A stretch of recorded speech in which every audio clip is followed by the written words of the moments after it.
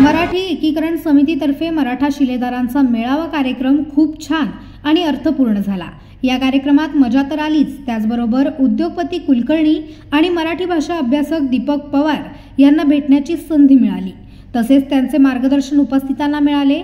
कार्यक्रमाची सुरुवात समितीमधील शिलेदारांची मनोगते, त्यांचे विचार, अनुभव ऐकण्यास मिळाले, ज्यामुळे ऊर्जा मिळाली। अध्यक्ष, कार्याध्यक्ष आणि इतर पदाधिकारी यांनी आपले विचार मांडले आणि पुन्हा ती कडवट मराठी माणसाची ओळख जाणीव करून दिली आणि ती धडपड करण्याची ठिणगी पेटती ठेवली। कुलकर्णी यांनी व्यावसायिक मार्गदर्शन, त्यांचे अनुभव, त्यांचा प्रवास या गोष्टी कसा उत्तम व यशस्वी व्यावसायिक बनवतो यावर मार्गदर्शन केलेच व आम्हाला व्यावसायिकांचा बघण्याचा दृष्टिकोन दिला, जे खूप मौल्यवान होते। मराठी भाषा अभ्यासक दीपक पवार यांनी मराठी भाषेची थोरवी आणि सध्या त्याला कसा धोका निर्माण झाला आहे याबद्दलची माहिती दिली।